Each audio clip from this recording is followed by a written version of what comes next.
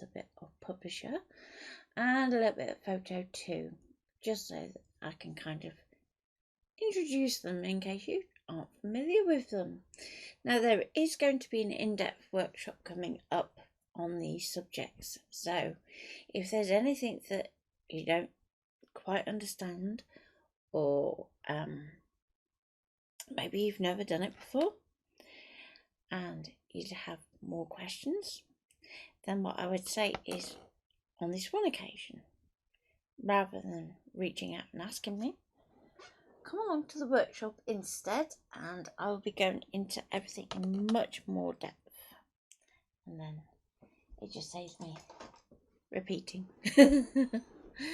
Okay, so we're going to start off in Designer, because this is what majority of Scan and Cut users or Silhouette users or Cricut users will be kind of primarily focused on, how to create their own cut files without having to use proprietary software for their cutter. So for instance, if you're on Scan and Cut, you may be familiar with Canvas Workspace, which is great for when you want to design for your own cutter, but sometimes we want to try and, actually make our goodies pay for themselves. And one way that we can do that is create files for other people. So, welcome to Designer, and you can see straight away that we have a few options that you probably haven't got on your screen at home. So, joys of V2. So this is version 2 of Affinity Designer. So you can, up in the top corner here, you can see it says Affinity Designer 2.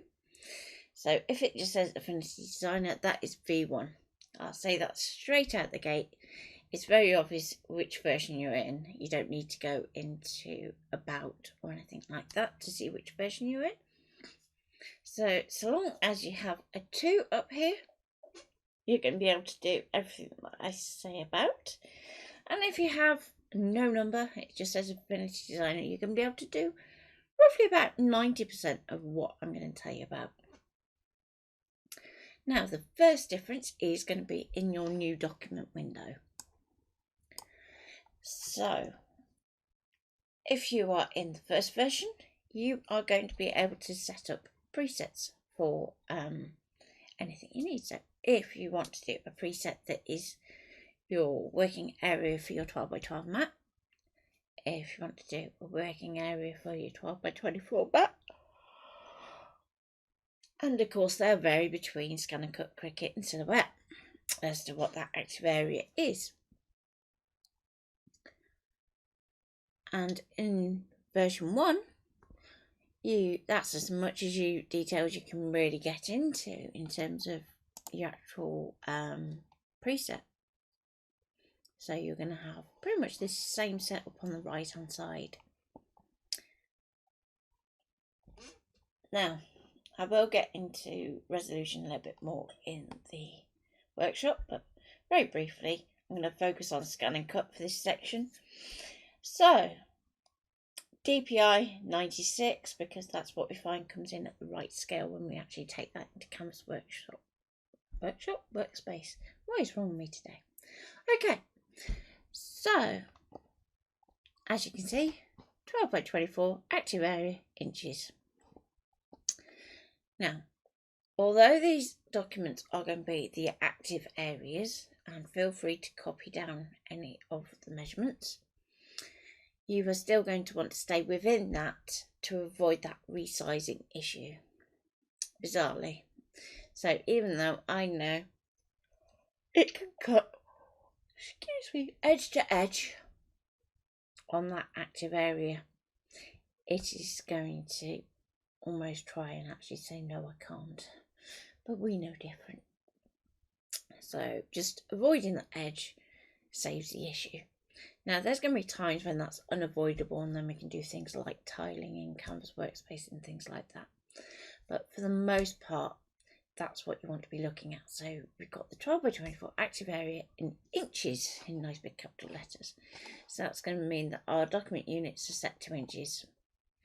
And the reason that I differentiate between inches and millimeters and have both is that sometimes I know with projects I prefer to work in millimeters, and sometimes if I'm doing scrapbooking or working with photos or working with square cards in particular, then I will hop across to inches instead. It just makes life a little easier. Okay, and then I do have a 9x12 one. That's mainly for when I am using silhouette materials in the scan and cut, which you can do, and they work fab. And again, you'll see key importance there is your DPI. Okay, so far so good. Colour, RGB.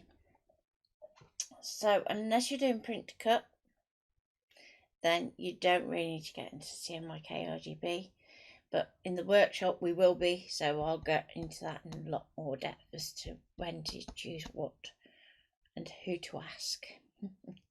Okay, in terms of bleed and stuff, because we don't get outside of that printable area, with your scan and cut options, you don't need any bleed. Margin, you can put a margin on if you want, if it helps you. As a rule of thumb, I just make sure it's just not touching the edges. So, and that is kind of your limit. Now, new one in V2 is scale. Now, what I would say is for the scan and cut in particular, a lot of the initial work I did with resolution and stuff transfers across. So you don't need to worry about the scale setting. But you can use it in some ways if you're working to do things like dolls' houses and so on and so forth to get your scale right. Oh, excuse me, I don't know why I'm yawning so much, lack of oxygen. But new in V2 is this opportunity to actually give your presets a designation.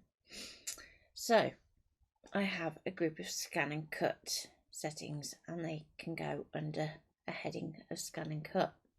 So rather than being the broader custom types of presets, I actually have a reference point that I go to. So for instance, books and magazines is going to say my preset for the books. Again, you know, if I go into that, we can change it and whatnot. And if I go into layout, you can see that that says 300 now. It now has bleed because we're going to go up to those edges in some cases. And you're going to be able to do margins and things. Okay. Now, you're going to notice it's round the wrong way for the book. And that's because if we go up to the top up here, you can see that it's saying that it's landscape. At any point, if you want to change something, we can just change it to portrait. So they're almost kind of independent of your presets. So that's just something to bear in mind, that when you're creating your preset, try and remember which way is the right way around. If it helps, put it actually in your preset name. Okay, so you're also going to see that I've got a section of more general ones that maybe don't have a really obvious group. So they can just stay in my presets. So things like A4 printable area,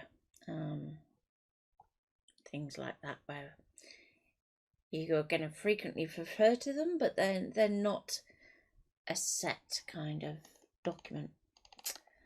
Okay, so let's pick something to work on, and I'm going to go, in this first instance, let's go to the 12x12 matte active area, and this time I'm going to work in millimeters. Okay, and we're going to create that as a new document. And there we go. So, next point, you'll sometimes see that it says about artboards and stuff like that, and that's where we can have multiple pages in the document. So for some cutters, that is an option. For others, it is not. So if you're doing something that you're going to export to SVG and expect to be able to read that on a USB stick, you want to make sure you keep that to just one artboard. If, on the other hand, you are going to want to bring them in as layers into Canvas Workspace, for instance, then you can use your tiling function and do it that way. Because basically, when you take it into Canvas Workspace, it just treats those artboards as one big document rather than individual pages. Okay, but there are times when multiple artboards are going to do you a favour. And that's going to tend to be when you're doing things like patterns and so forth. And you're going to be building things up. So that again is going to be something we're going to do in the workshop, because the workshop is all about creating a full craft collection. So it's going to be a whole weekend, and we're going to take you right from the beginning. So right from I've got an idea on paper, right through to I've got my own craft collection. There you go. So what else can I tell you about V2? Well, there are a few new features, and I thought it'd be really fun to kind of work with those to show you a little bit about what it can do. So let's start off with, I'm just going to draw some rectangles. So one of the things you're going to see with Affinity Designer is it works a lot with shape tools. So if you're not confident with drawing with a pen yet, that's okay. You're going to be able to just use your shape tools as an alternative. Okay. So, rectangle. We're going to draw just a straight thin rectangle. Okay. Now, over in this swatches palette, you can see that I've got a palette that I've already set up, and it's called Balance 2022. So this is actually a little bit loosely based on the Pantone colours from 2022, very loosely. And I thought, okay, so we've got our box, and we can start to do a little bit of a rainbow. It doesn't have to be a proper rainbow as such. So we've got our first box. If we press and hold Alt, click and drag down, we're going to get a duplicate. Now, in some software you need to keep that Alt pressed to avoid your original one disappearing. In Affinity, you can let go, and you're going to see that actually we're going to get our measurements so that we can actually line up against other shapes. So I can pop that underneath. It's snapped to it, so it's directly underneath. And we can put an orange fill in that. We'll do the same again. So press and hold Alt, click, drag, let go of Alt, move it around, let it snap, and change the colour. Okay. And we're going to do the same so that we've got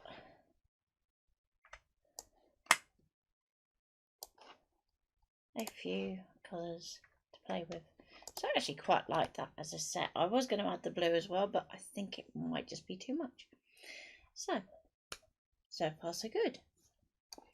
Now, I can select those, and I'm going to group them for now. And I'm going to put a copy up in that top left corner. I'm going to use my Alt and click to get a duplicate. And now let's introduce you to the layers panel. So I'm going to bring this over onto my artboard so you can kind of see it in a bit more closeness rather than me hovering off to one side of the screen.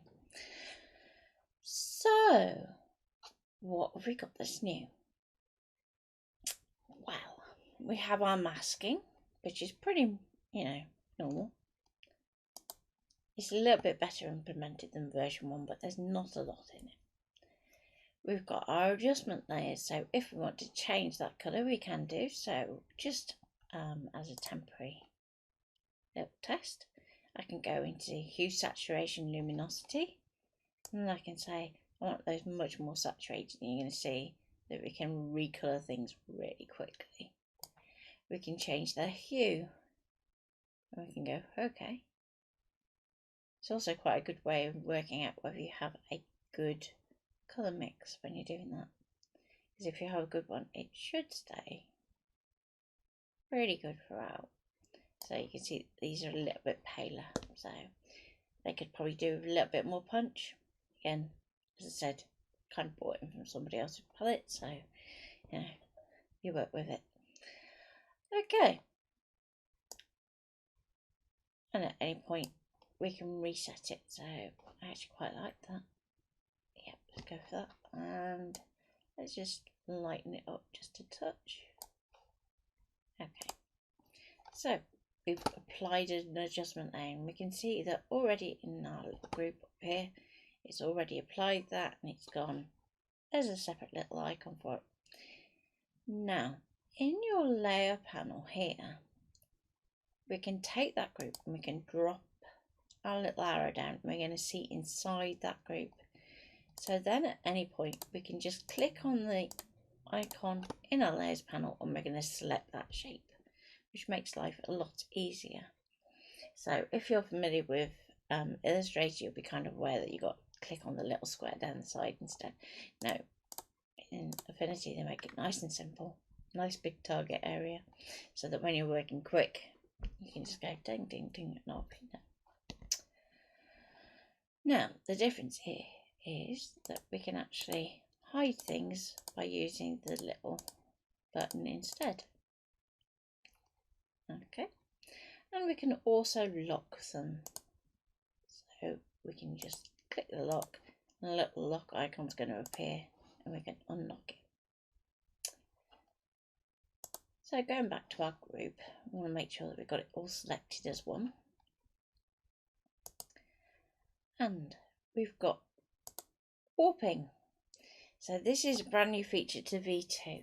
So if you have V1, you're not going to be able to do this, and I think I did a video on it way back when on how to cheat with warping in version 1, but we don't have to now. So now we can go and go, right, let's try arc horizontal. Okay, so we've kind of got a start of a curve, and in our top bar here you can see that you've got your settings for that particular mesh. So I'm going to move my layers palette back over here for a second, and we can increase that curve to the point where it gets up to that 90 degrees, and the good news is that that's going to be the maximum point. Okay, now you could go and type in something a bit more extreme like 150, but it's just always going to default back to that 100. Okay, and just so that you can see the difference, if we do not vertical, you're going to get something that looks more like a little array. Perspective we can actually work with a bit more, and I'm going to show you that with text. Same with quad and mesh, but your named ones are a bit more obvious. And again, they'll all have that ability to go and to change how much it's going to bend by. And fisheye, again, just so that you can see what it's actually doing, you can either have it so it bloats that middle section, or it can be pinched. And twist, again 25%, quite subtle, so let's do it to extremes and you're going to see what it's really doing. Okay, so let's go back to our arc horizontal and take our value up to 100%. So at this moment this warp is sitting on top of our shapes. So what I'm going to do is I'm just going to go and click off that. You just saw there very briefly the lines of our original shape. Now if I drop this down, you can see we've got a title warp group which shows our rainbow as being bent. But if we try and select that, it's going, but there's nothing there. And there's not, because it's all still sat there underneath, totally not damaged in any way, as little rectangles. And we can see that in the next layer down. So there's our original group with our shift adjustment and our rectangles. So we can still select each one of these if we want, and we can adjust it. So if we go, actually I want that outside rim to be taller, we can actually adjust that up, and it's going to adjust it live as we go. Now it may in some cases act a bit odd and a bit weird, but just work with it and it will get there eventually. Okay, and let's move that up. As I said, work with it, be patient, you'll get there. Next one, we can do the same again. We can shrink it down, we can increase it. Let's go up to that one. So now that we've increased that, I'm just going to move that up. And you'll notice that I'm not worrying about this at any point, because I can always remove that warp and redo it. Okay, so let's go to the green at the other end, and this time I might go, well actually I want that to be thinner. And I'm judging it by these endpoints here to a certain extent. And that's going to be a little bit narrower, but not too much narrower. Back to our dark green, and we can move that up. Okay. So far so good, but our warp is still wrong. If we go back down here, we're going to apply another instance of that warp, which isn't what we want to do.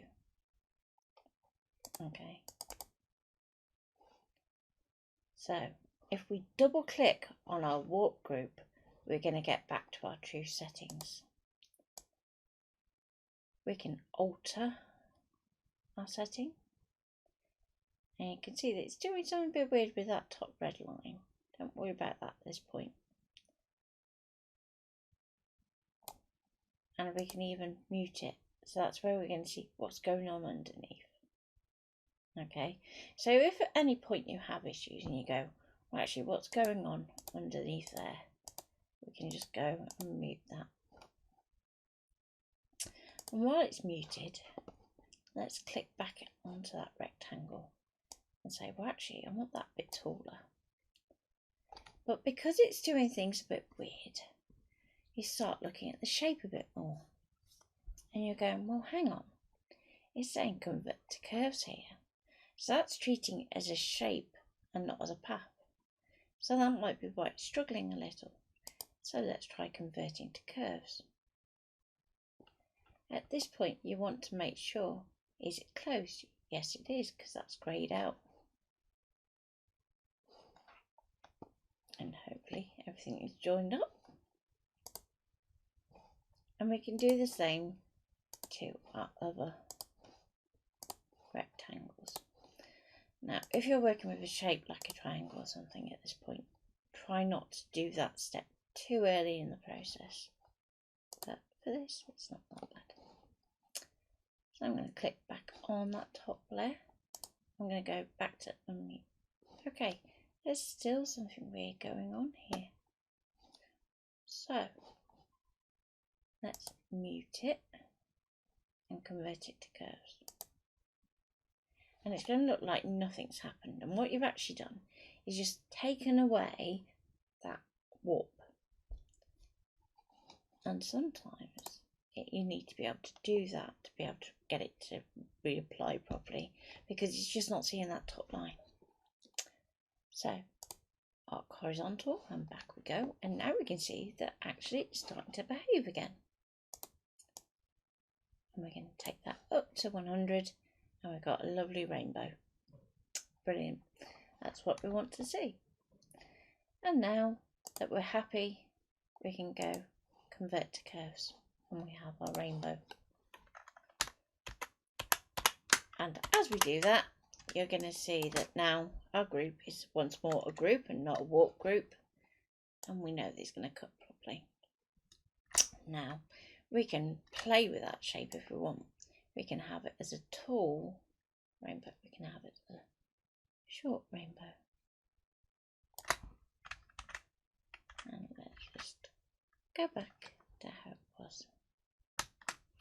Now without pressing and holding shift, we can keep that in proportion. So I'm going to start that off there. So we've got our kind of funky rainbow. Now, let's say we want to put that rainbow on so that it fits around a shape. And remember how we were saying about masking? Let's give it some little fluffy clouds. So we're going to use the cloud tool, and that's just basically a scalloped edge shape. So there's nothing really fluffy cloud about it. It's just kind of an easy way to say a scalloped circle. So if I go back to more or less being a circle, you see it's got these little bubbles around the outside, as it calls it. And we can get more bubbles or less bubbles. We can change the inner radius up on this top bar, or we can actually slide that by hand using the red dot. So I'm going to take it so this is just barely scalloped. We're going to give it a fill of white. Easiest way to do that is just drag that up to that top point of the triangle. Click back on it, and we can just alter that scale so it's going to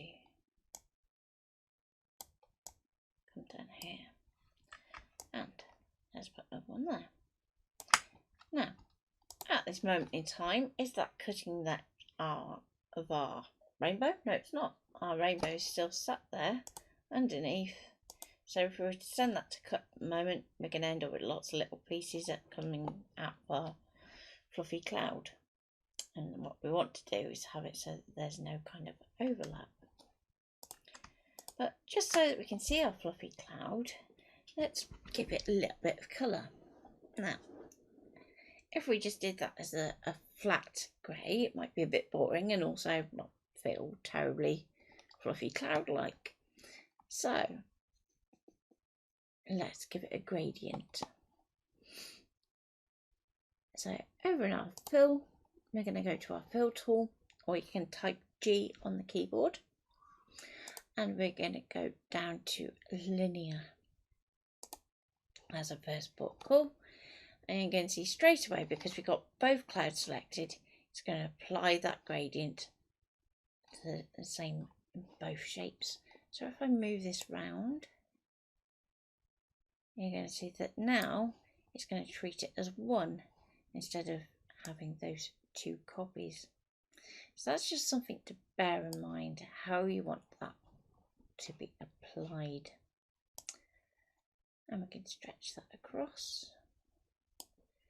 But let's go elliptical. So now we have this light point in the middle, and it's going to go to grey on the outside. And we've got this line in the middle here, and that's going to control how it fades from one to the other. So I want it to be more white than grey. So I'm going to slide that little line out towards our grey dot. And we can shrink that down, make it bigger,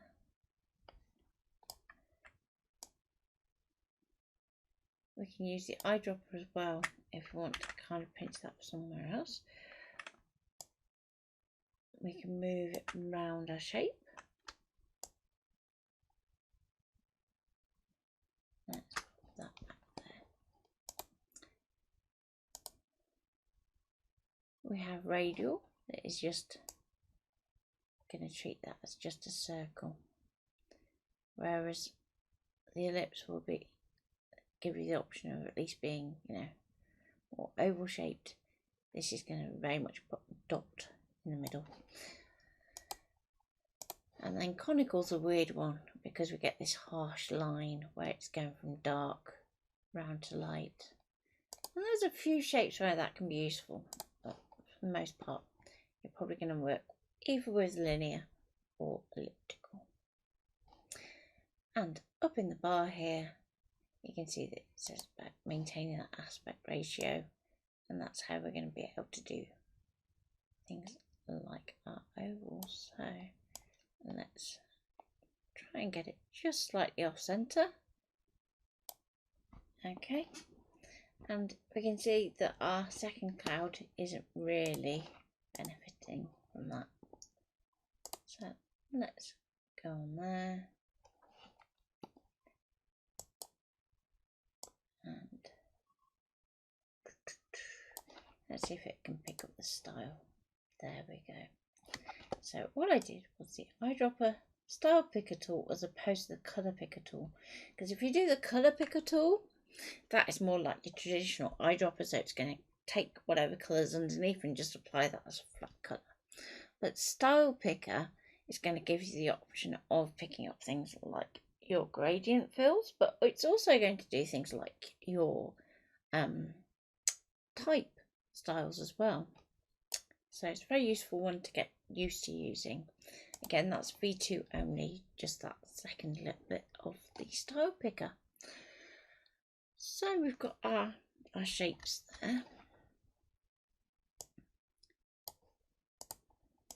Now, if we select all of these, we're going to see that we have some options here of divide. Well, that means that our little rainbow sections are going to still come out of our cloud, which isn't ideal.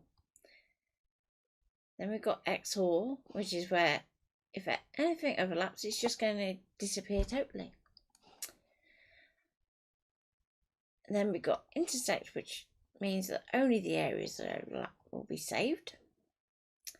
Subtract means we're going to lose our clouds, but then they will be subtracted from the backmost layer, which should be our group.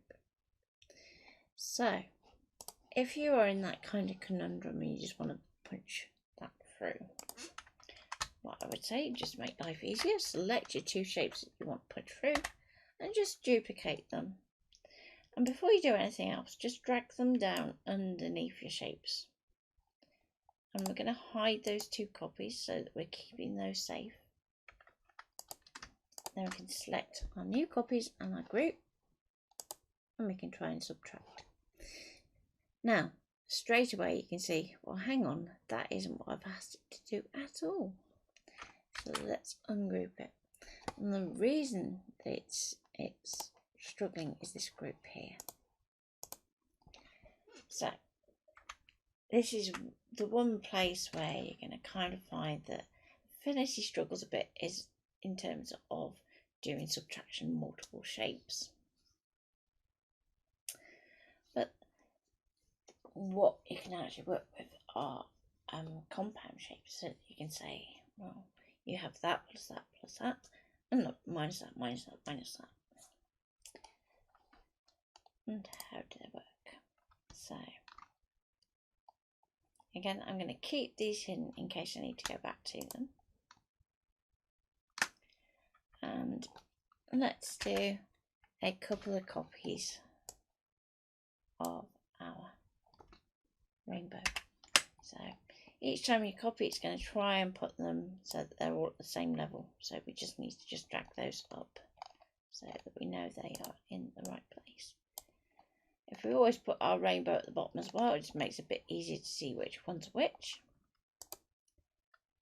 And we're going to ungroup our bottom layer.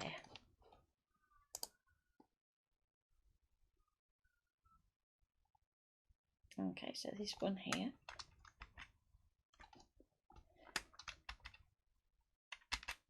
There we go. We get there eventually. So if we ungroup that. Now one thing to bear in mind is that when you're ungrouping, you can sometimes lose things like your adjustment layers. So just bear that in mind if you've got something that's really complex. So I'm going to start off with my base shape. And we can go into geometry. And you can see in there that we've got add and divide, fill holes and things like that. But what we actually want to do is to kind of make it a bit more complex than that. So let's start off by selecting both of them. And it's not going to give me the option today. Come on. There we go, create compound. Can't see for looking. So we've got our compound shape. Now, in here, we can see that we now have two dark reds. So what that is actually doing is saying, well, I'm going to weld those two together as two shapes, which isn't what we want. So let's undo that. But it's a good one to show you, to show how compound shapes work. Now, you can't have a shape that is neutral in a compound, unfortunately. So you can't pile in all of these shapes together and say, just subtract those from that lot. It doesn't quite work like that. So this is why I've kind of gone down the route of I'll divide those out. Okay. So we've got our first shape here, and I'm going to drag that down and drag that down. And so long as we're always dragging on our layers panel, we're not going to be moving anything. So we know all those other cloud copies are going to be in the right place. Now, if I select those three and then subtract, you're going to see that your fluffy cloud disappears, but it's actually chopped it out of our rainbow. So then you need another copy. So we're going to drag that down above our orange layer. And I have those three selected and subtract. Okay. Now we've got one more cloud copy that's invisible. So we're going to need a couple more of those. But before I do, let's just drag that down above my yellow. And then I can just easily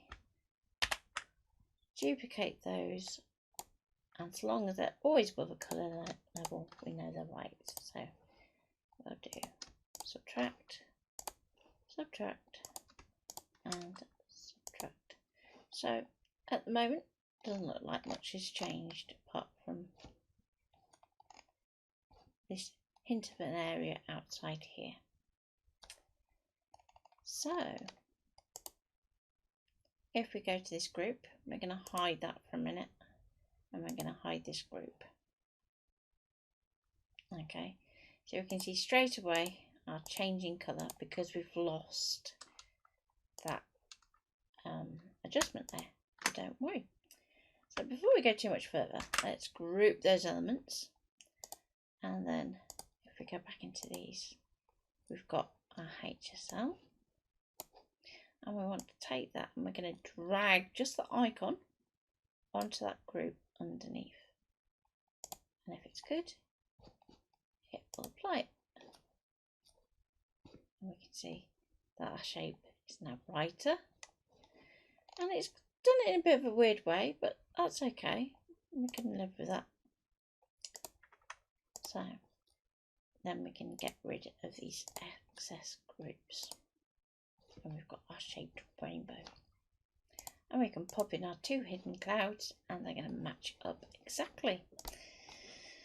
So, fluffy little clouds. So far so good. And now we need something to go with it. So I thought it'd be really cool to do some like kind of hippie-ish text. And I'm going to do myself some shapes that I can actually try and match up to with our text. And what do I mean? So let's get our pen tool and we're going to do a click from behind our cloud. Now with this one, I'm not going to be too worried about matching our cloud shape. It can sit on top, that's fine. So I'm going to use press and hold shift so that I keep that line either vertical, diagonal or horizontal. So for this first one, I'm just going to go vertical. Now I'm going to click somewhere in the middle, and if we go over, you're going to see that it's going to give you different options for middle. So this line where it goes up through the center of our whole page is saying that's the center of your page. In this case, because we're designing just this small design in the middle of our page, we don't know whether we've started it off center or not, so we're going to ignore that guide. If we move our mouse slightly to the left, we're going to see that now we have a green line that goes to the center of our rainbow, and that's the one that we want to use as a reference. And we're just going to click and drag because we want to curve. Now, does that curve have to be perfect? No, it doesn't. Now, as long as your next node is below that handle, you're going to have a curve that continues to curve around like this. If it's above, it's going to start to curve back in this direction here. So you can kind of take it back. And I'm going to let that curve kind of play out. So up to that point there. Again, press and hold shift. And you're going to see that it's going to try and snap to certain points. So it could snap to the end of the rainbow there. It could actually go to one of the former points in that cloud. But again, we don't necessarily want to do that. And sometimes it will behave and actually snap to this one over here.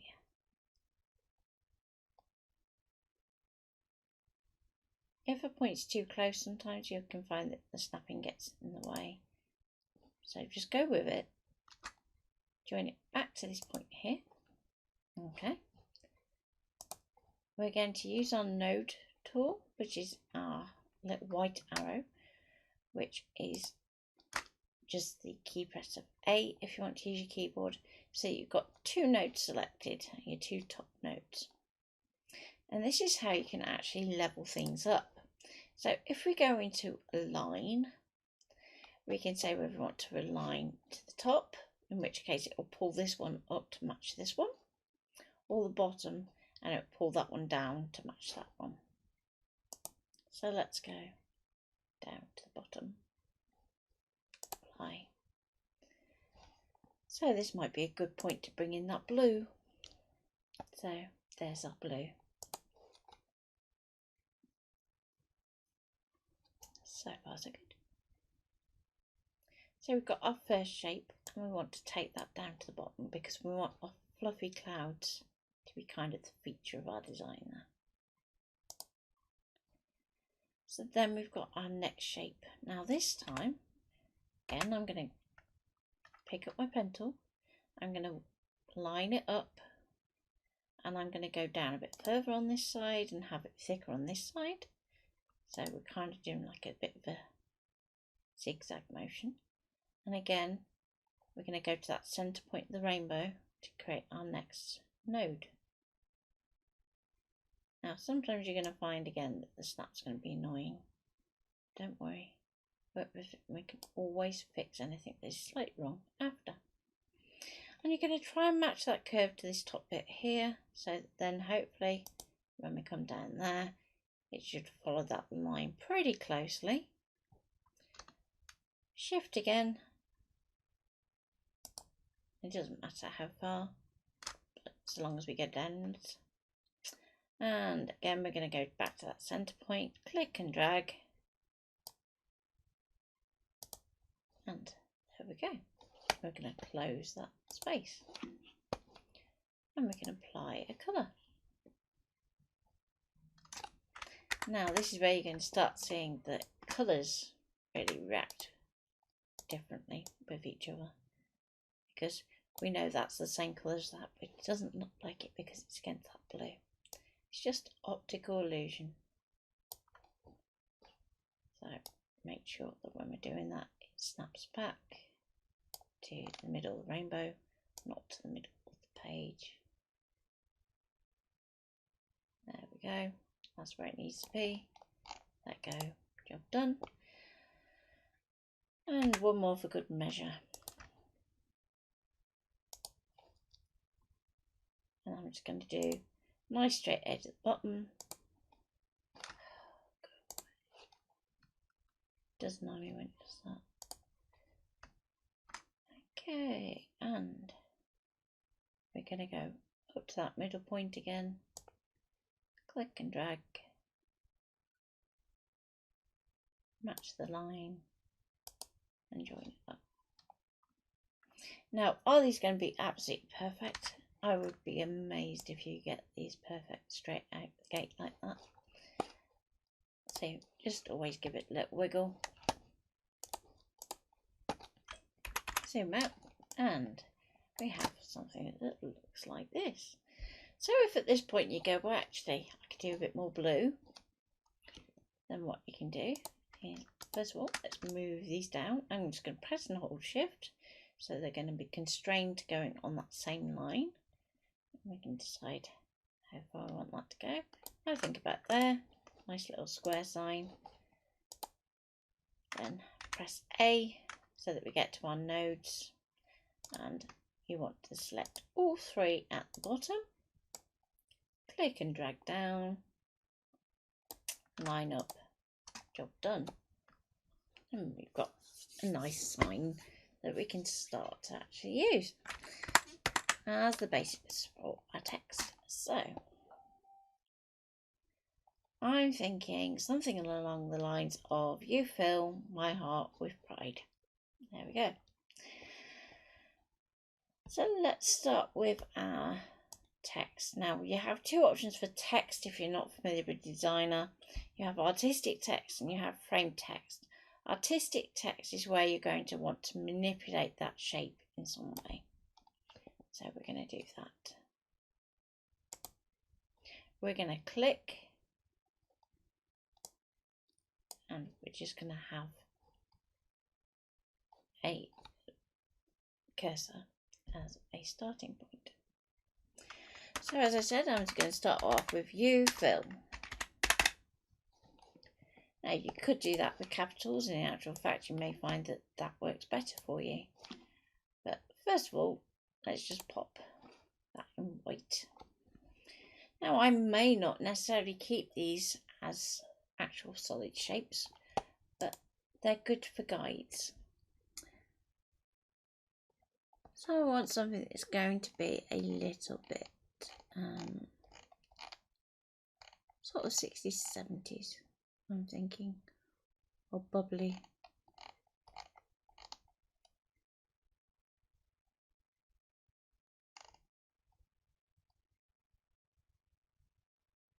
See, that would work quite well.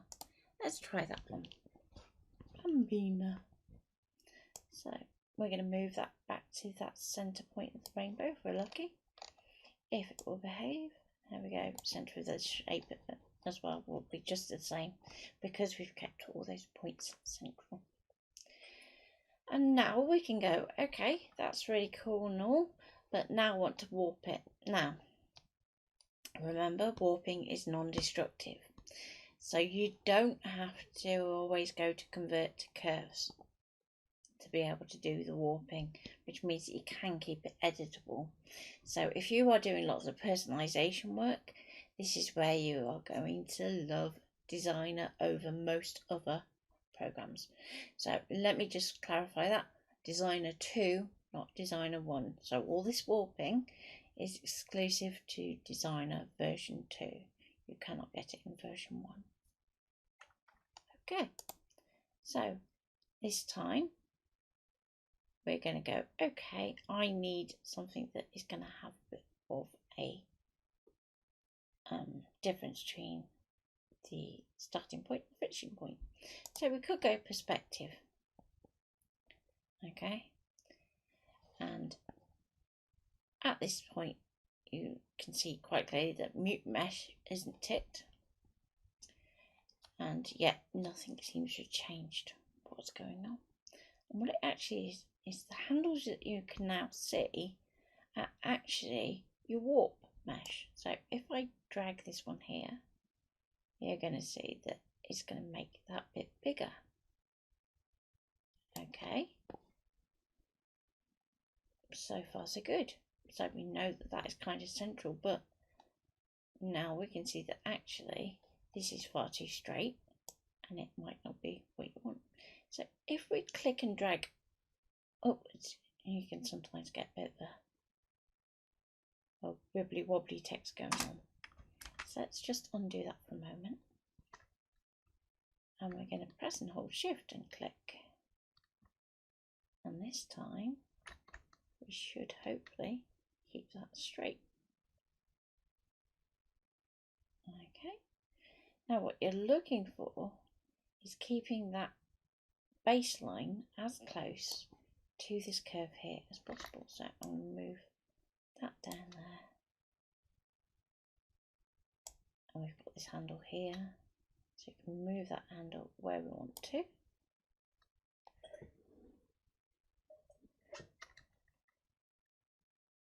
And we're going to shift and click and drag that down there. Now we've got a handle here too now, so we can move that so that we're following this curve through. Okay, so now we have these top ones, and because we've lined this baseline up, if you wanted to just move that up, you'll find that that is perfectly centered and away you go. If you want to replace that shape with your text instead, then you would drag those two up. Now, I think for this one, I was going to do it so that I kind of swapped around the text to the colour, but I think that might be good. Let's try that one. So you fill.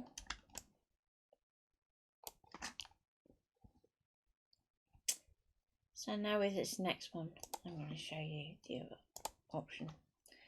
So my heart.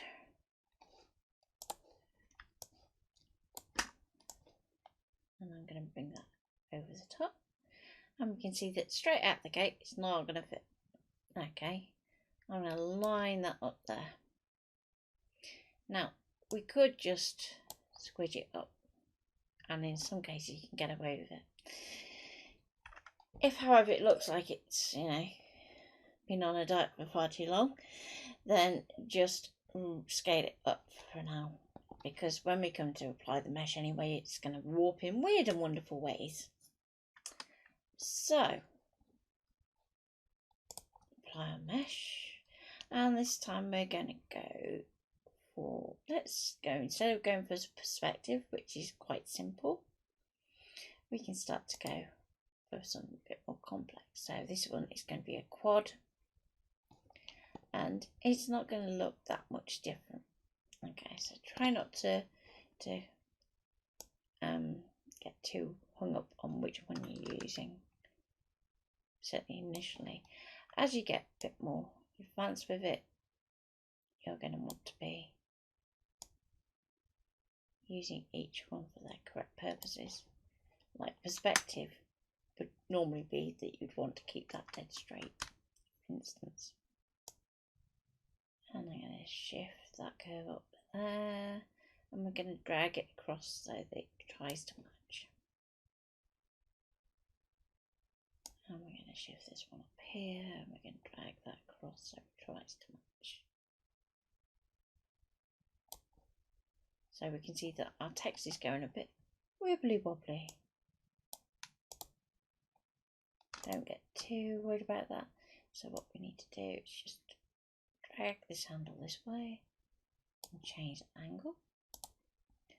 And we need to drag this one down just a touch so that H kind of fits in there. We're going to do the same here, so drag that one up and back, because we want that Y to be kind of angled right. The other way to tell is just to keep an eye on characters like your M, that these verticals are staying pretty close to vertical.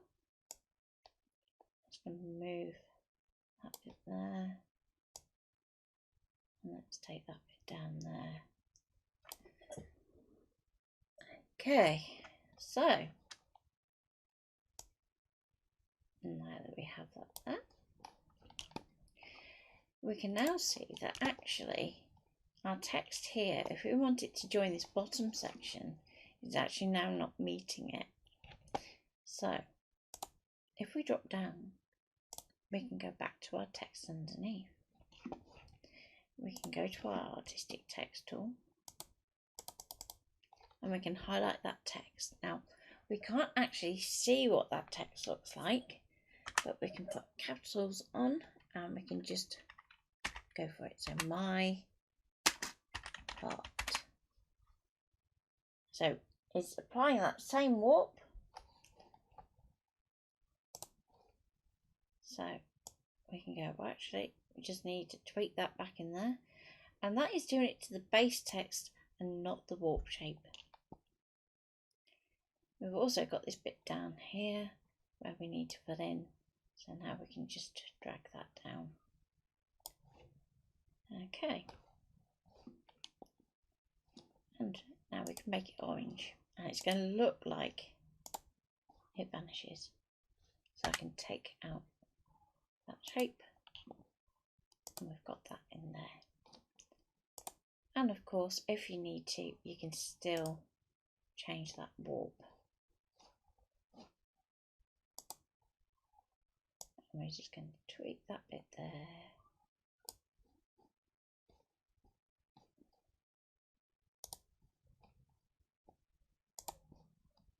And that bit there, so that it's just that little bit more level. Okay. Also impacting something else. So in other words, if I was to lift this T up here, then the proportion of these shapes here would change, which would mean it was kind of be out of place with the rest of these characters. So how can we get around that? So if I go back to this warp group, okay, I'm going to go to mute mesh, take it away, convert to curves, so that we're removing that warp. Next, I'm going to go to mesh, and we're going to see straight out the door is going to basically put in some points for us. So in this case, it's done this lovely 3x3 grid. Now you don't have to keep that as a 3x3 if you don't want to. We can add in extra points.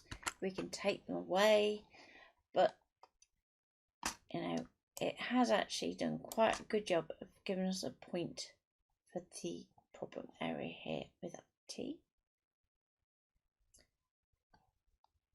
But we know that we want to keep that art as is. So if we were to pull this up at the moment, it's going to pull that up. And I'm doing this to extreme so you can see the effect it's having on that art. So let's undo that for a moment.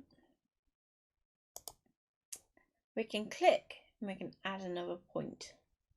So that's going to give us another point on mesh. Okay. So we can go, actually I want to put that there, but as soon as we do, hang on, there's something weird going on here. So what's that all about, you may think. So let's undo that back. Now, the joy of the mesh is also a little bit of the issue with it.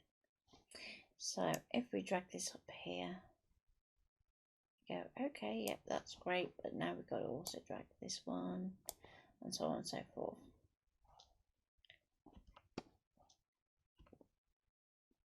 So maybe instead of starting out with that mesh, we go back to just having our 4 points.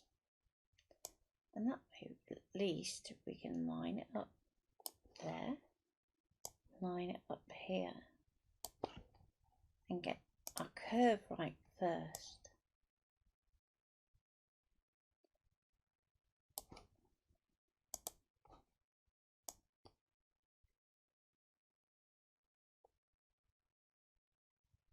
Now, I'm going to get the arm right so that our text is trying to stay upright. So think about where your centre point is, which is kind of in the middle of E. So we want to keep that sort of, that's our centre point there. So we want to pay attention to this end bit. So we want to keep that, so getting that angle there. Let's sort this one out here because that's pulling up too high. We can pop that there. Okay, and at the bottom, we're going to get this as close to our baseline as we can. So one there. Curve this up here, like so. Okay, I'm going to adjust as we need to follow that line.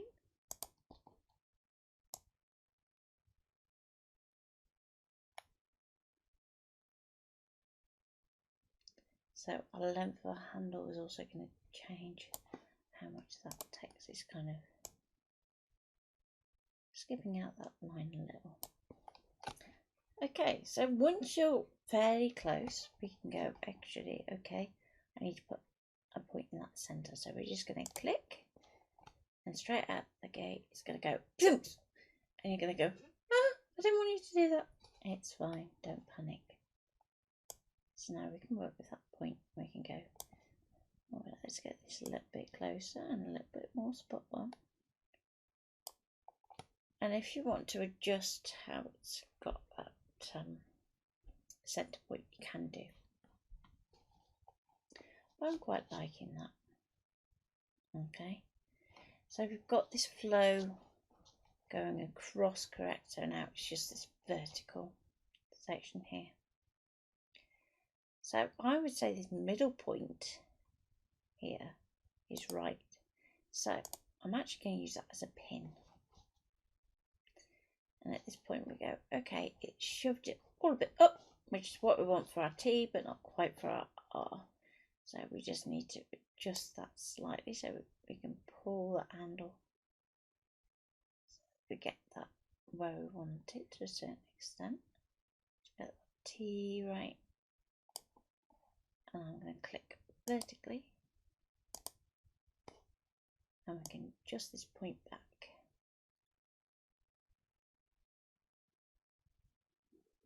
Take your time, do little increments of change, because little movements can make a big difference. Okay, I might put another one in just here. So again, sometimes it can go that's too close, but let's just see if we can just tweak that there. There we go.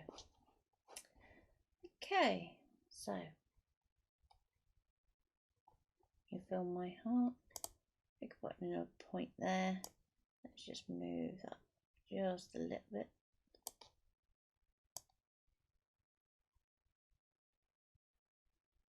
I'm just going to move that way just a touch. Don't take it too far, I'll just start to get a bit of a curve on this up right here. I'm quite liking that. So it almost looks like you're pulling the text from cheese. So if that's the kind of look that you're going for, you know that you got it right. Okay. And at any point, if you click on the warp group, go back to your little node tool, then you can just tweak that so that R isn't quite meeting that blue. So I'm just going to pull that up just a touch. And if the character's sitting over it slightly, we can move it down a bit. adjust that handle down, touch there, and this one's going to go actually up a little because our eminal wire a little bit off. Okay, so my heart.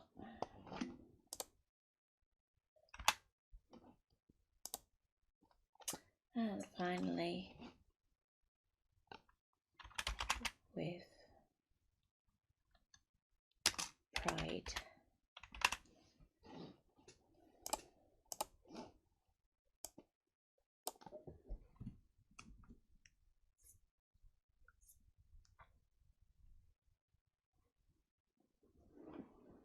Okay, so with pride again, we could go back to the white.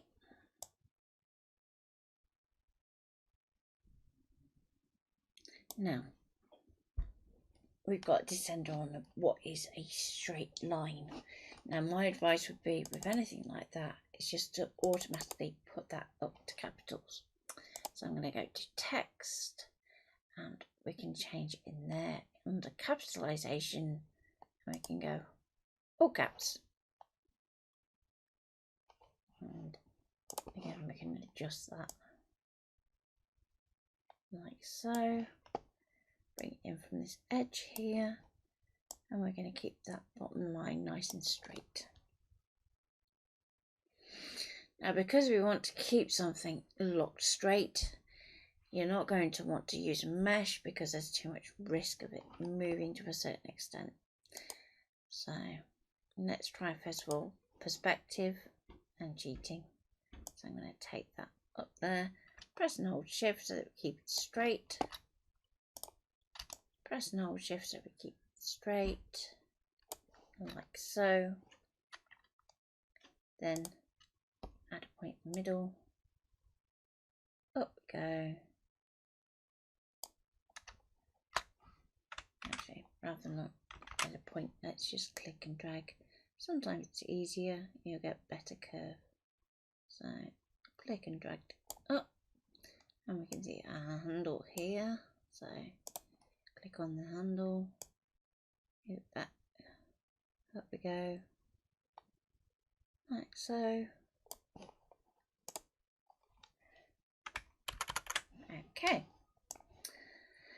so now at this point, if we were to cut these out, your text, believe it or not, is going to cut perfectly straight because we haven't applied those warps. And we can see that because we've got warp group, warp group, warp group. So then we kind of need to apply it. So before you do, just double check that you are absolutely happy with everything before you go ahead. So given that we now have two bits with capitals, you might go, well actually that you feel you can still change. So select the text, go to text, capitalization, all caps, and just check to see if you prefer how that fits.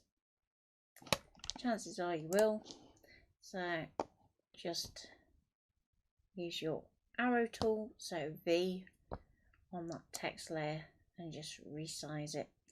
And you're going to see that magically it's going to apply that same warp regardless of the size of your text. And that is looking pretty good. So we can move that up if we want to. But actually, let's go there. So you fill my heart with pride. And we can select those three groups. And if we go to convert to curves, it's going to convert both the warp and also inside that the text as well. So now that isn't editable, but it is ready for exporting for cutting. Okay, so let's say you don't want to cut it out of individual colours. So you want to keep the texture in that cloud, you want to apply some other bits and pieces to it. How can you do it? So let's do a few of a little. fun things that we can do in Designer, just so I can talk a little bit about photo. So some of the bits that I'm going to do next, you could just as equally do in photo. So let's show you where we can go from here. So up in this top left hand corner we have 3 personas as they're known in Designer, and the first of those is the one that we always use, which is Designer. So that's where you do everything that is related to vectors, where you're going to be cutting things and so on and so forth. The next one is pixels. Now the pixel persona is where you're going to be printing. So things like print and cut, we can use the pixel persona to help us with. So if we click onto that, this is like a really easy way of developing a printed idea, but without having to worry about colouring outside the lines, for instance. So if I zoom in a little bit, so at the moment our fluffy clouds are pretty basic, but we can start to play with those so that we can actually create them a little bit differently. So let's click on our first cloud. We're in the pixel persona, so we have what looks like the equivalent of like Photoshop tools. So if you're familiar with programs like Photoshop, Painter, Corel Photo Paint, or even GIMP, then you are going to be familiar with a lot of these tools. So we have things that will select areas, but because we're going to be working with a shape, we don't have to worry about that too much at this point. We have brushes where we can apply extra colour, and then we have things like effects, so we can change what we've already applied to a surface. So we could use the smudge brush tool. Okay, I'm on my little object here, and at the moment it's still a shape rather than a path, so that may cause some issues, but we'll see how it goes. Now at the top here you have all your brush settings. So first of all we can see the width, so that gives you the diameter of your actual brush. Then we have the flow, so how strong we want that brush to be. Now, just so you're going to be able to see what I'm going to do, I'm going to turn that flow up a bit. Okay. Then we have this button here, which is force pressure. So basically that's forcing it to recognise, the pressure that you're putting through either your graphics tablet, or sometimes it can fake with a mouse. Now in the Affinity workshop I will get into working with a graphics tablet a bit more, just because I think it is much kinder to your wrists in the long term. Strength wise, again it's at 50% and we may increase that. We'll see how it goes. Symmetry is a really funky one, so if you want to do something where you have it repeating to make it so that it looks really even and pretty, symmetry is how you can do that, and then you can decide on the number of symmetry lines that you're going to put in. So one would basically give you like a mirror, and so on and so forth. So let's see how this works, and we'll see first of all if it's going to work. So I'm just going to click and drag, and straight away the assistant's going to go, well, I'm going to create a layer, and we can see it's turned it into a pixel layer, so that hopefully it's pulling up our colour. So I'm going to zoom right in. So at the moment that's pretty weak, and I want to make it a little bit stronger, so let's turn up the flow. turn up the strength and try again. So now we're going to see that even just clicking, it's going to blur it. So this is going to be super duper strong. And I'm going to just smudge that in. So you can see that now that diameter is going to be much too wide for what we want. And we also need to knock it back a little bit. Never be afraid to just play with these settings. There's always the undo function. So I'm going to turn that flow down a little so that it's not quite so strong. And I'm going to reduce my width a bit. I'm going to click back on here. And now when we do that, we can make it so our cloud is a bit more fluffy. Like so. Now, if you start to think, actually I just need to blend that out a bit, we're going to use a different brush for that, so don't get hung up on that too much. I'm just going to roughly bring in a little bit of a shape here, and you're going to see it's already trying to blend in that colour underneath. Now what it's actually doing, rather than bringing in some of that blue, is you're losing a bit of opacity. So if we look over on the white here, you can see it looks like we've added white, and here it looks like it's added blue. So if we were to move that cloud round, it's going to kind of give that translucent feel, which may or may not work for whatever it is you are doing. So I'm going to leave that as is. I'm going to carry on around my fluffy cloud, and let's just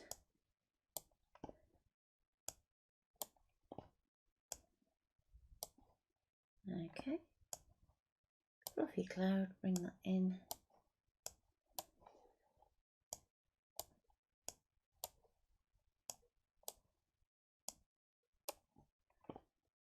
A little bit over here. Okay, so you should have something that looks kind of like that. Doesn't have to be perfect.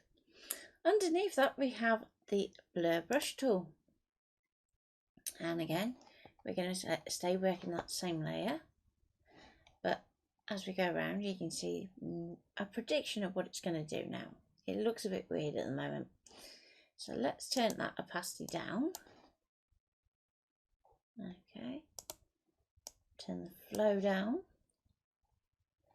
and let's turn that hardness right down, because it's a blur brush, so you don't want it to have hard lines really. Okay, and we can stabilize it if we want, which is something that you should consider if you're working with a mouse and you're struggling a little bit. Okay, and I think I'm pretty happy. Let's see how that goes. So make sure you're working in the right layer, and we can just go and just blur that away. So I'm going to look massively different because we've turned our opacity and our flow down, but it's just going to be enough that it's just going to soften those edges, make them look a little less brush-like and a little bit more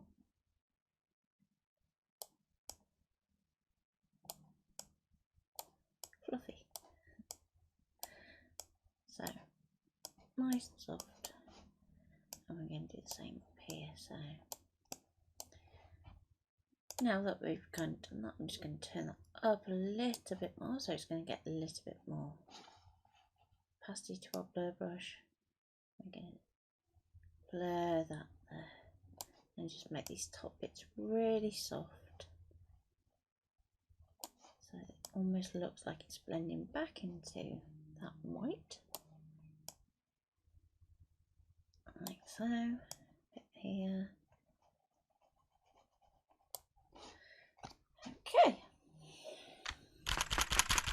so we have a bit more of a fluffy cloud. Now if you zoom out and you think, oh, that's still a bit too much, don't panic, because we have that ability to go to our brush.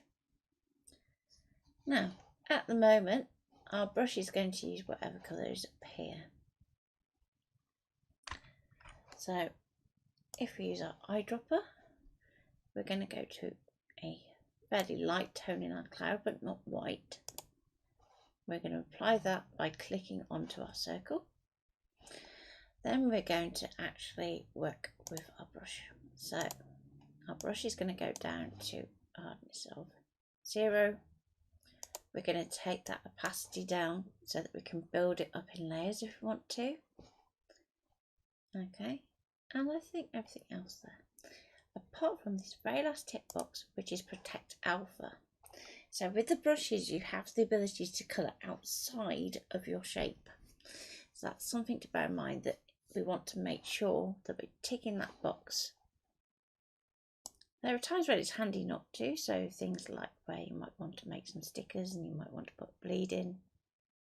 So I'm just going to very lightly go over these very outer tips of this blending. Okay, so as you're doing this, I'm keeping my finger pressed, and you're going to get to a point where you can see no change. And what that is with your paintbrushes, rather than being like a felt tip where if you go over it and over and over, it's going to get darker and darker, it's going to keep that colour flat. So let go, re-click, and it's going to go and put another layer on top. It's going to do the same again. So again, click. Okay, so we've got kind of this nice gradient going on here, and now we've got a bit more of a line here where we've got the highlight of a cloud. So we can do the same again. So we're going to go to smudge, and let's kind of bring that up a bit and that up a bit. And this is going to be really subtle. If you want to make it stronger again, remember to increase your flow, and then we can just go, right, okay, like so. Then we can go back to that blur and we can soften that out. Make it nice and soft. And finally we can go back to our paintbrush, make sure you protect alpha still. And we can just blend that in. So then we have a fluffy little cloud. Now obviously if we wanted to do that process again, we could do that with a cloud and we'd end up with 2 different clouds.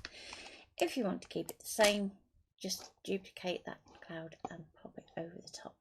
So I'm going to go back to designer mode. Okay, it's going to have your pixel layer highlighted. So there's our cloud, there's our pixel. Now, one thing to just check before we go too far is I want to check that I still have that ability to have that as a shape, because obviously at the moment this one's identical, so we don't want to delete this one if we need it for the cut line for this one. So given that that's pixel, chances are it's not going to still be working.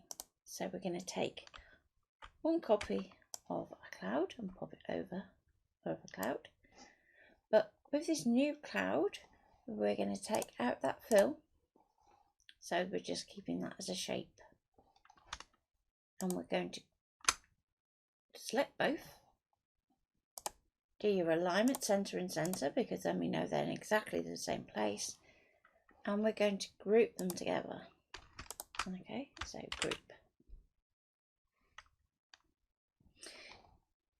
So we can delete our other cloud, select our group, duplicate it across,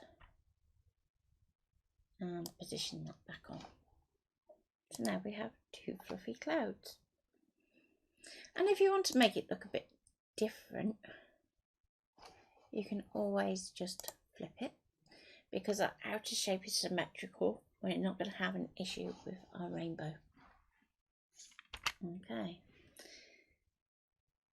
so we've got 2 fluffy clouds, and we can do work with our rainbow next. So rainbow, I'm going to go back to pixels,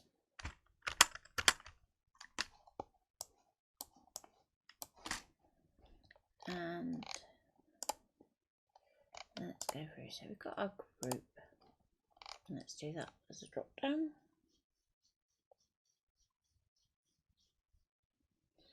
Now before I go too far, just so that I have this particular step ready, I'm going to select our curves. Let's just pop back into designer mode. So select our curves. I'm going to duplicate them, bring them up to the top. If they're lucky, hang on, it's misbehaving now, come on. Don't be silly sausages. So let's get the text out of the way, I don't need that for a minute. Up here, because it doesn't matter about the colour of them, because we're going to go to layer and we're going to start that as a compound shape. So create compound. Okay. And that is just going to add it all together. So if we drop that down, we can see all the pluses in here. That's just saying that they are adding. Now, if you get this where you've got little random lines, don't worry too much, we can fix that. And the quickest way is to just kind of tweak your shape. So as long as you kind of overlap each other.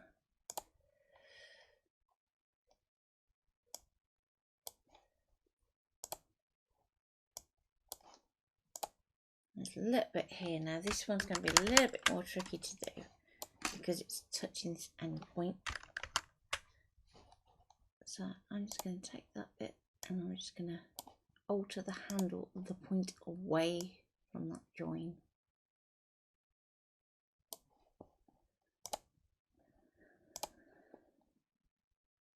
So there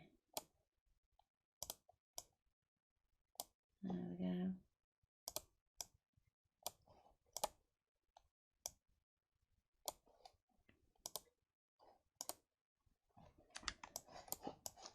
And make sure that all those little gaps are dealt with so that when we come to convert that to shape at the end, it's all correct. I'm going to go to my compound shape. I don't want to have a fill. And then we can see where things have gone a little awry in here. So we can go back, say okay, we can adjust that.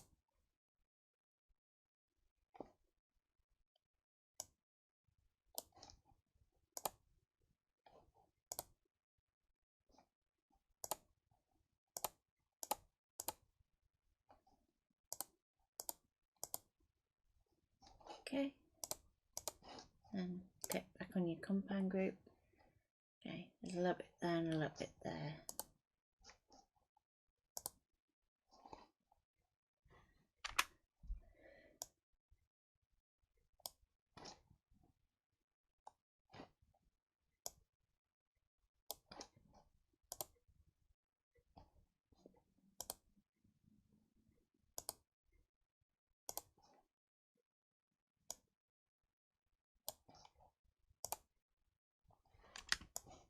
Okay,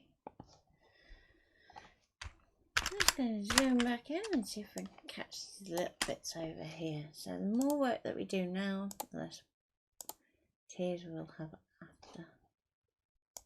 So I'm just going to move that there.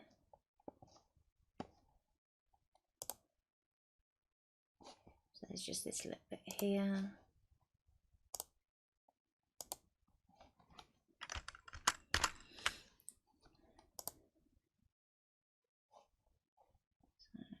Again, alter the handle, the point away from that join. Just going to shorten that up. Go back to the... Ooh, it's very close there. So let's just do a little bit of a zoom in. Now, I wouldn't usually recommend doing this next bit. I'm just going to take that and just move that there. It's only for a cut line anyway, so it's not going to interfere with our shape. Okay, so that gives us our cut line, and then we can work on these individually. So with our shapes, we can go, okay, we've got our rainbow, but we could put a white border on that, for instance. So let's do that on each of them. We're going to apply white border onto each layer. Now if it does it into the compound by accident, just undo it, go to your colour and just pop that white line back.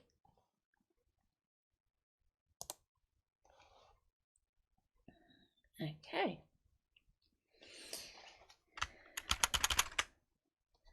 So we now have this regular whiteboard. I'm going to select our curves. I'm going to increase our border.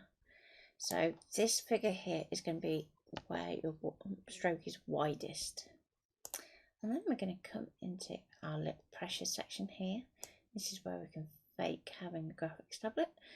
And we're going to bring that point down. And that's going to be your thinnest point. We're going to put that up to its thickest. So you can see where these red dots are is actually the start of your path.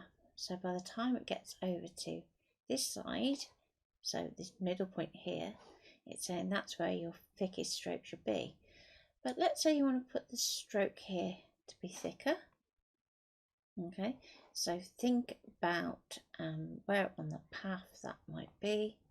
So it's going to be just before the quarter point mark. So just that way. And just that way. Then we're going to want to shrink this one down the middle. So let's just give ourselves a bit of a space to put a dot in. Down for the middle, like so. Then we can move these to get them where they need to go. So let's go over here. Don't want to take it down to nothing, so let's pop that back level of our start and finish points. And we can tweak this one too. Okay. So now at this point, if we think, oh, it's a bit too stark a contrast, we can bring this bit up here, this bit up in the middle, and it's going to make it look a bit more like it's been drawn with without a pen. So your variation is a little bit less. Then it's just how much of a stroke width you want to put on that. So if we go super duper thick, you're going to lose a lot of your rainbow. If you go too thin, you're going to lose your variation. So you want somewhere in the middle where you can see that variation should be happening.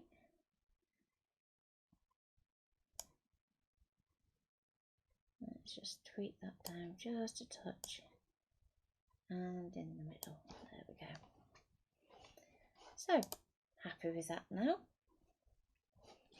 So now we can go to our pixels and we can put some shading in if we want.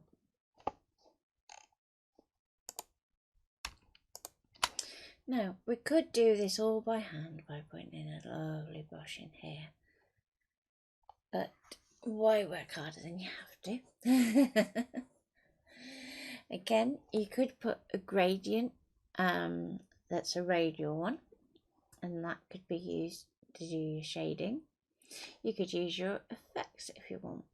So I'm going to just show you a final way, and that's with the dodge brush. So we have the dodge and burn brushes just here, and dodge is really good where you want to add some highlights in, but you don't want to have to pick a colour. So for instance, if I go and brush this in here, straight off the gate, can't see much happening. Let's make it a little bit stronger, so we can take that up and we can go again. So now when we go, you can see that we have a lighter shade. Now, what isn't happening, that you're probably thinking is happening, is that it's applying white. That isn't how the dodge brush works. So if we keep going, eventually you're going to find that it starts to go a little bit yellowy. And that's because it's actually dodging away the colour. So in much the same way as you would in an old-fashioned photography development lab. So we have our first bit. Okay, and you can use Protect Hue, which is ticked at the moment, just to stop that yellowing kind of happening. But if you want to get it to do it, just untick it and you're going to find that your hue starts to develop a little bit more of a yellowy tint, like so. And in some cases that might work better. I actually quite like that, kind of looks sweet shopish. So we can do the same for each successive curve. So we'll do that. You learn to ignore the little assistant thing that pops up eventually. Another time over. Because remember, you've got that lift and click. And as we go down, just start to shrink your brush size down a little.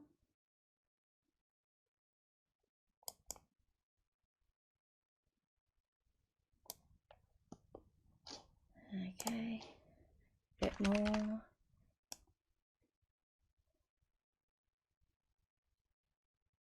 So it's quite hard to see on this one because it's pale in the first place. And then finally with this one, it's just to make it look like it's got a bit of variation. So there you go. So we've gone from having this flat colour to it actually looking more of a 3D shape.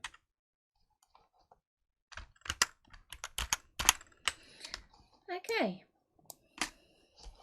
So I'm going to go back to Designer now. I'm going to shrink up my little rainbow group because I've done that.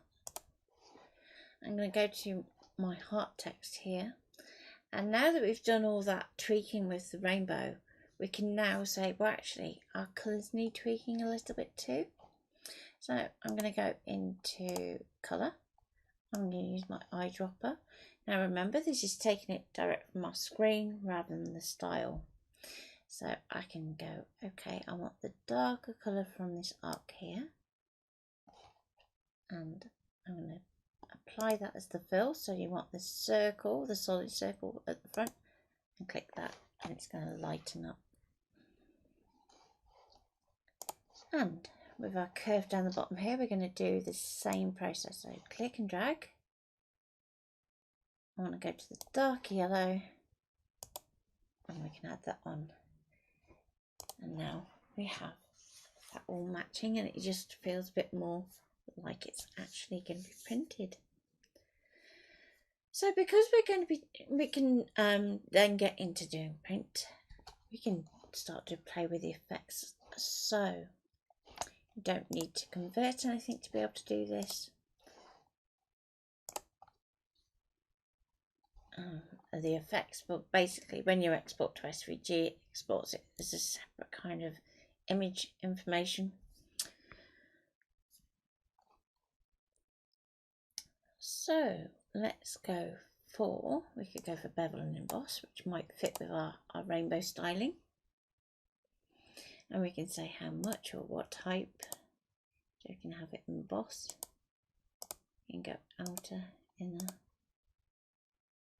so that it dents in and things like that.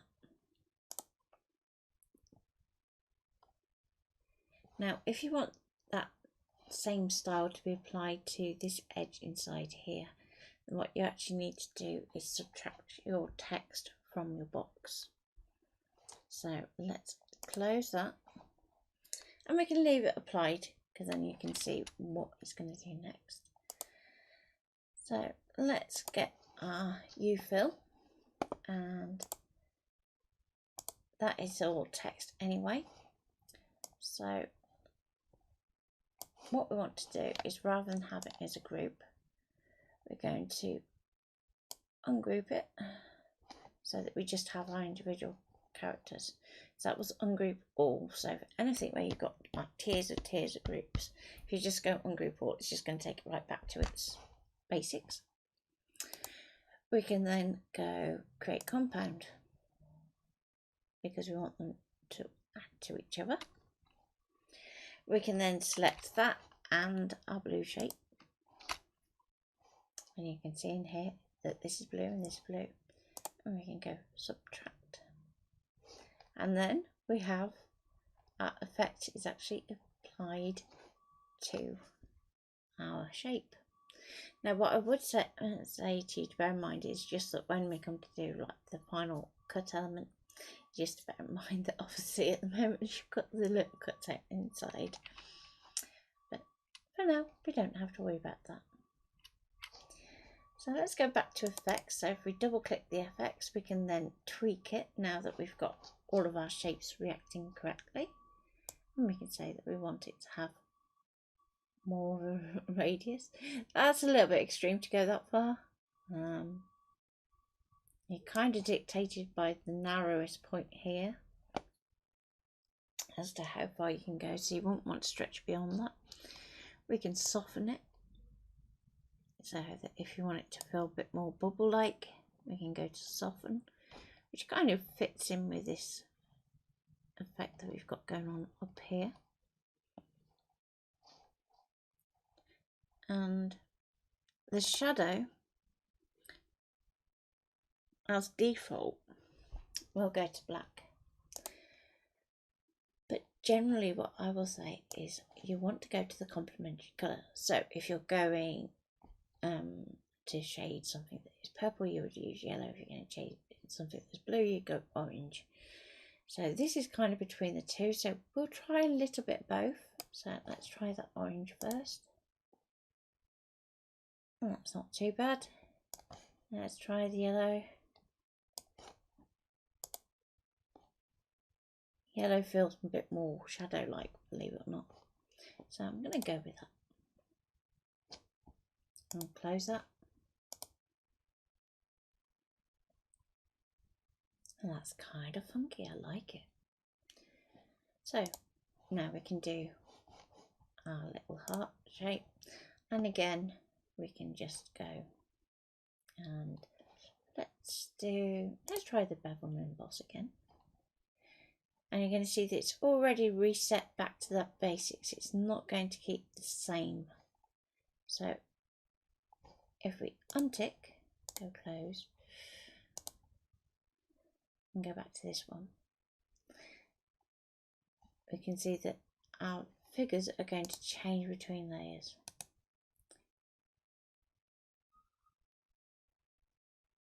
Now, sometimes, if you're good, it will copy and paste effects, and it should do, but today it's just not wanting to. Okay, that's fine. Let's go back to effects rather than pasting it then. And what I'm thinking is, let's go for something different so they're all a little bit funky. Let's go for emboss. And I don't like how it's kind of knocking out this section here. It just looks a bit wrong. Outer means it's going to kind of put a drop shadow underneath, and it's going to put it inside, which is what we kind of want. Okay, now back to our shadow mode, and straight away we're going to go and put that blue in, because that's going to be kind of the best shadow colour for the rest of this label. Okay, and multiply at the moment isn't doing too bad of a job, but let's see if we change it. So darken is going to give a slightly lighter look than multiply will. Colour burn is going to basically be the equivalent using the burn tool, but in effects. So it's going to deepen whatever colour it's on. You have linear burn, which is going to give you more like a shadow effect, which might work well. Or you've got darker colour, which again is a bit too pale for this. Just a little. So I think I'm going to go and do a colour burn because it kind of keeps it nice and bright. And we'll go close on that one. And finally with Pride, we can go and do an effect on that. And this time, let's go for an inner shadow. And again, we're going to go to that blue and add that as our inner shadow. And then we can change that radius. So I'm going to take that up. And this is just going to do that colour inside. We can change the mode, so if we're not happy with how the colours are applying, much prefer that colour burn effect for this one, where we want to keep it nice and bright and punchy. We can offset it, so if we want to create like a distance effect, and we can do that. And intensity is going to control how dark that is and how strong, but also it's going to give you this harsher line, which for some projects actually will give you just the look you're looking for. What I would say is don't take it up to the full 100, otherwise you can get jaggies and curves, which we don't want. If you just take it down to even 95, it's going to give you a better finish. So let's go back there, quite liking that, close that, and we have You Fill My Heart with Pride, and it's ready to print. Now, because this has popped up above our clouds, I'm just going to drop that down, there we go. You fill my heart with pride, and we haven't knocked out too much of our cloud. Okay, so we've done our designer section, we've done our pixel section, and finally let's do a little bit of prep work ready for export. So at the moment we can see that we've got all these elements that we're now ready to kind of say, okay, those are done, and well quick while we're ahead, let's delete our original rainbow, or if you want to keep it, just move it off to one side of the artboard. It will go away and hide, and you'll barely miss it. So I'm going to take my image that I want to actually print, and I'm going to group it,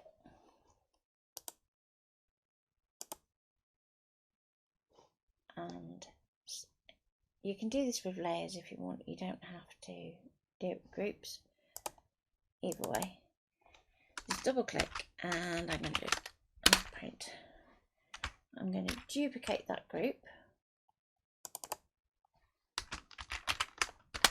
and set that to cut. Now that group, because it's not a layer, it's a group, we can actually just say, well, let's speed things up a little, and we're going to have it so that our fill is going to be nothing. Our line is going to be black. Now if it does something like this, try not to panic, because what we can do is also check that our stroke isn't going mental. Make sure that your pressure is reset. Yep, okay. So far so good. Now I'm going to drop in here, and we don't want these pixel elements anymore. We just need that compound shape. So all those elements there, we're going to delete just out of our cut layer. Okay. And if we drop down, we can see that we still got our shapes, and our group is the right size. Next one, our effects. We're going to untick it. Next one, we want to get rid of the pixel information. Next one, get rid of the pixel information. And then suddenly it's going to start looking like, oh, I'm working now. But our curve, we want to get rid of the effects. So double click, untick, close.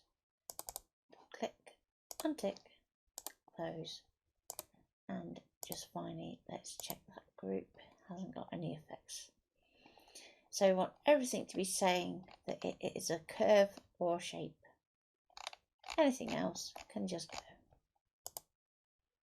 So we now have a cut layer and a print layer. But that cut line, if we apply our stroke a bit bigger, and I'm going to go really daft so you can really see it, is going to be all over the shop because it's going to be cutting back on itself and things, and we don't want that to be happening. Okay.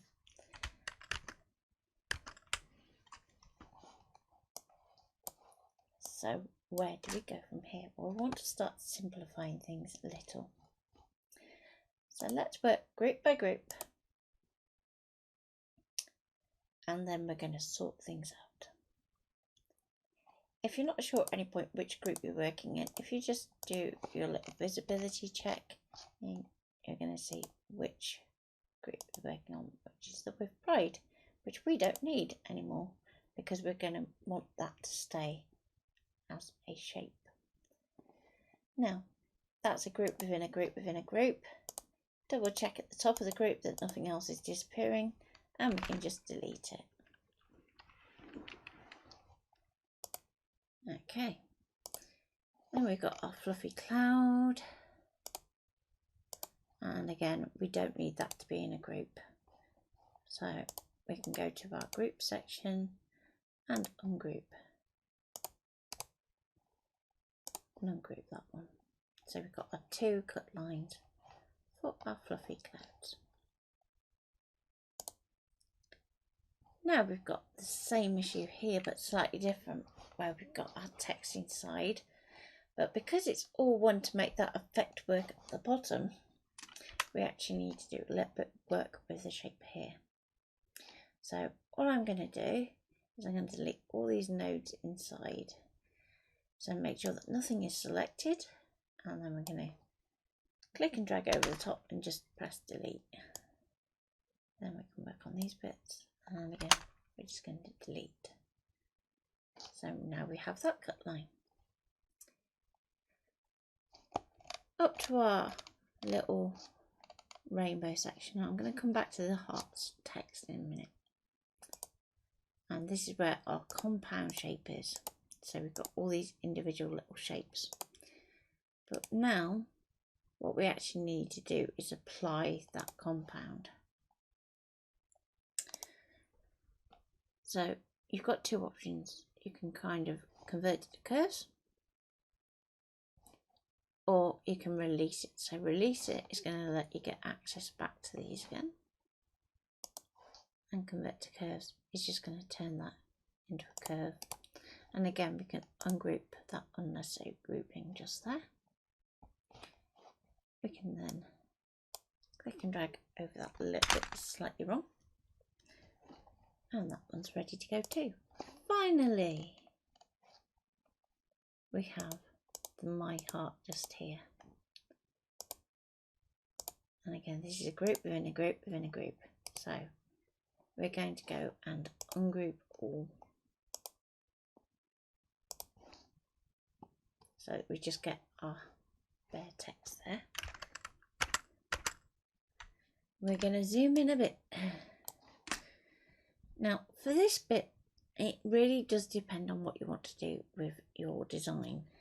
If you want to do it so that you have an offset but we keep these like holy sections in here, then you're going to want to keep these outside shapes of your letters.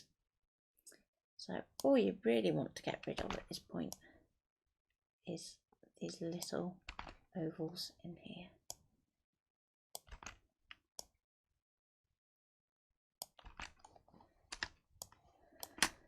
And we're going to do that for all of the characters.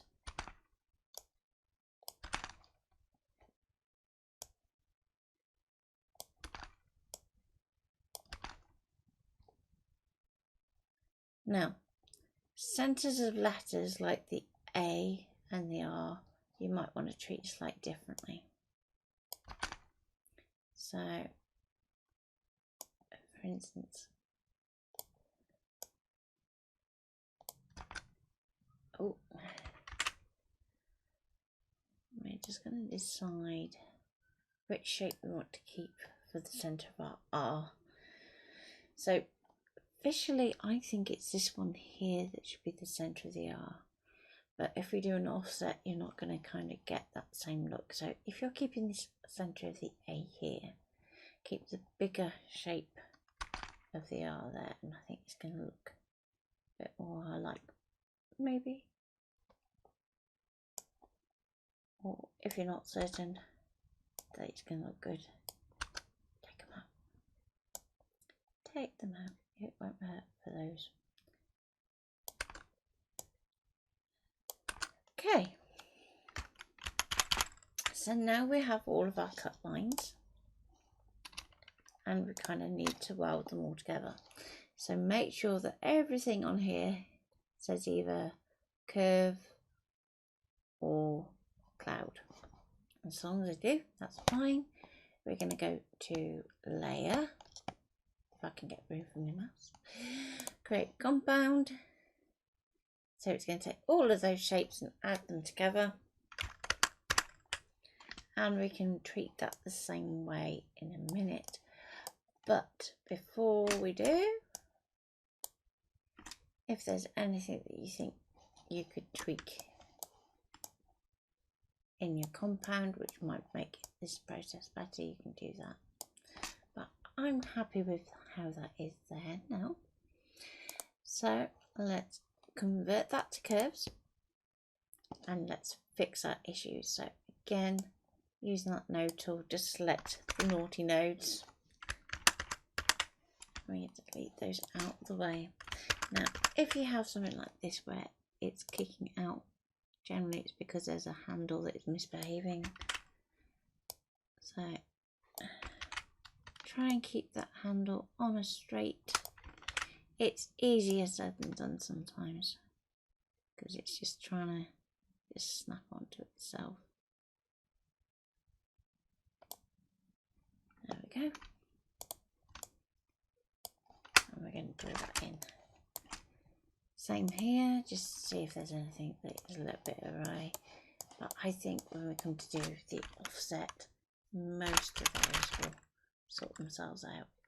Now this bit here is a bit weird because we know that this shape and this shape are the same, but the actual scallops are kind of collapsed a little bit. But I think I'm going to stick with that for now. So now we want to give our sticker an overlap or an offset.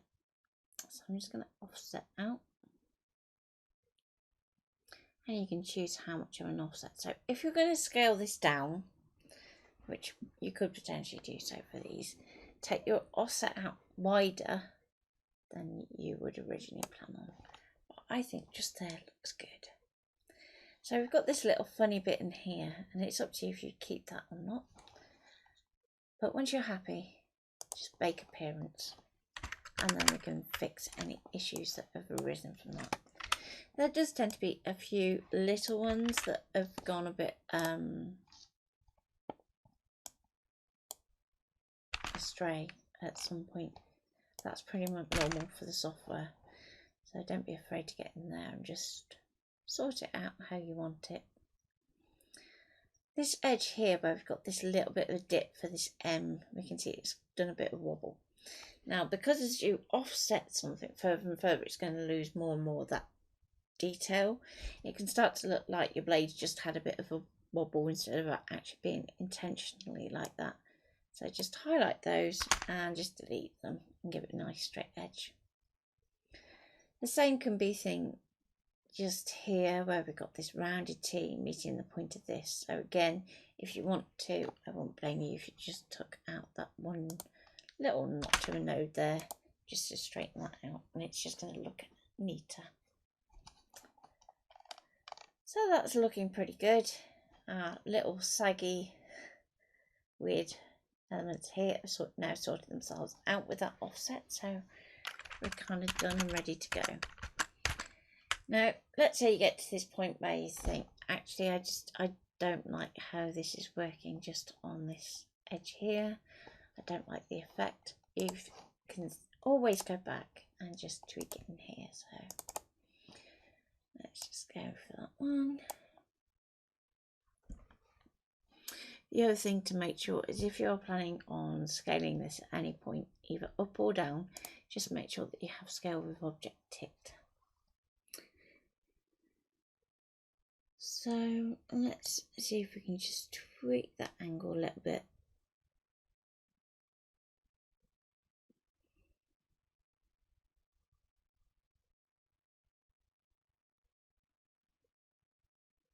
Like so.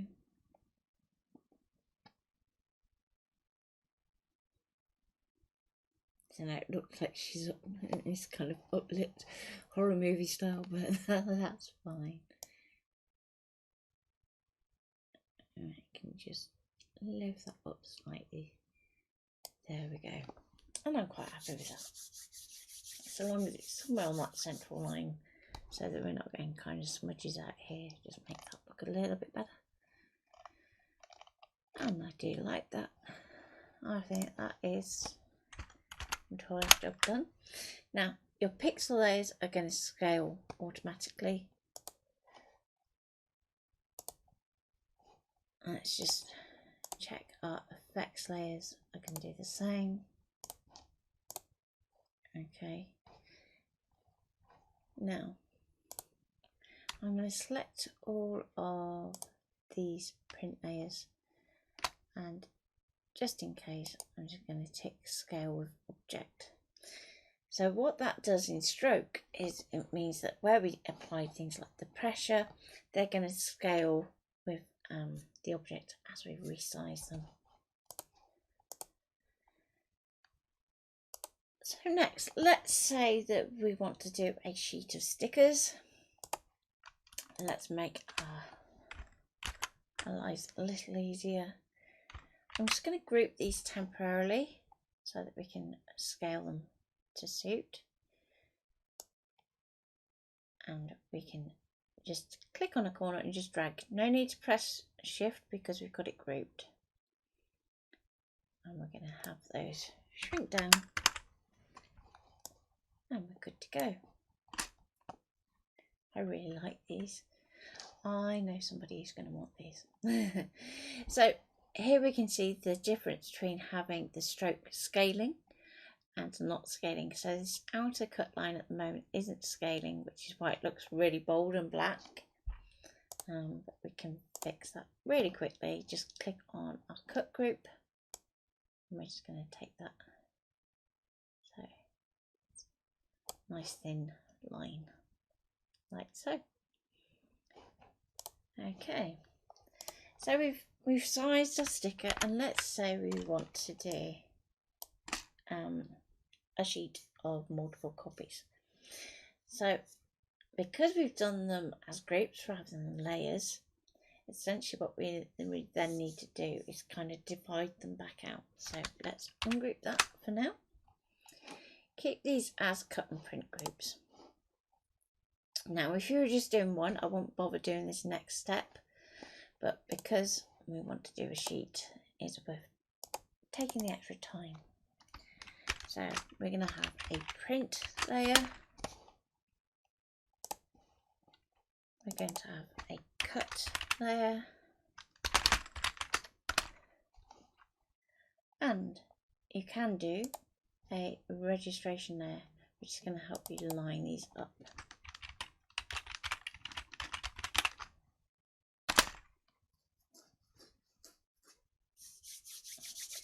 Okay, so with those done, we're going to pop our cut one in our cut, our print group in our print, and hopefully when you hang on, let's undo that again because our layers managed to go in the middle of our group instead. So get our print group in with the layer There we go. That's the way round it should be. So look at these blue lines here. That says they're a layer. And then make sure the group is within it. Okay. So for now, I'm going to lock my registration layer. I'm going to lock that group that's hiding off the side of the page. So therefore, when I go like this, it's just going to highlight both the layer and the print. So let's drag a copy. And we're going to pop that there. And you're going to see straight away that it's done the print and the print and the cut and the cut. And we can keep doing those across. Now if you have a 12 by 12 printer, that's brilliant. If you're like me, got a little A3 or even A4, upgraded the printer there, it won't mind. Then I used to have A3. Then what we can do is just do that so that we've got A4 worth of print.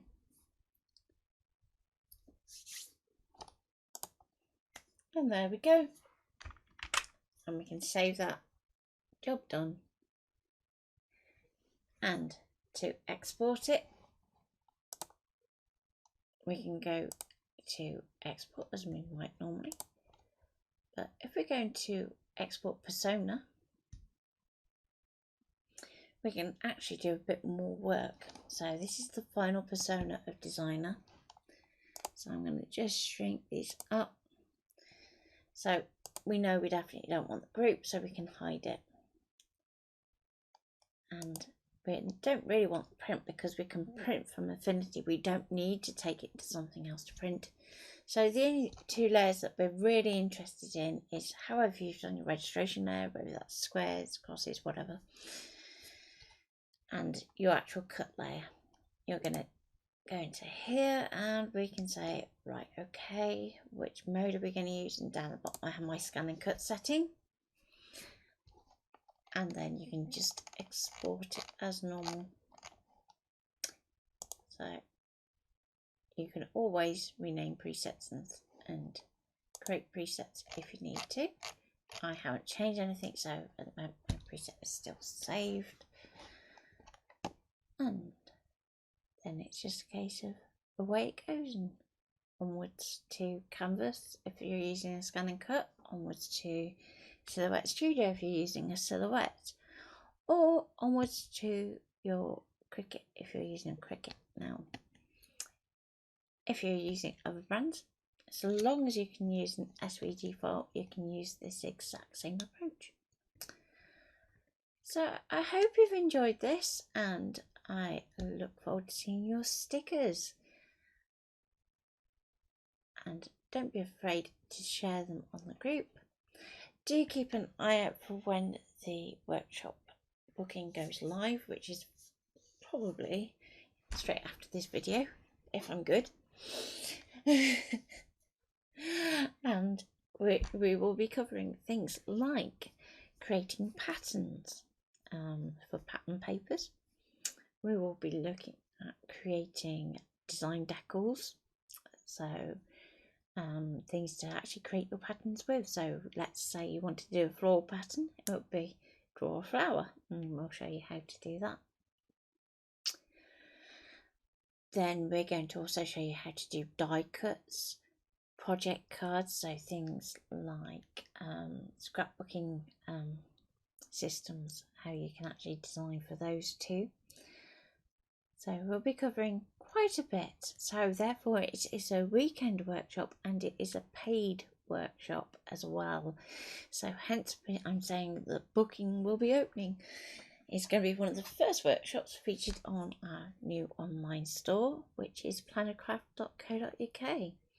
So take care for now, and I will see you soon. Bye.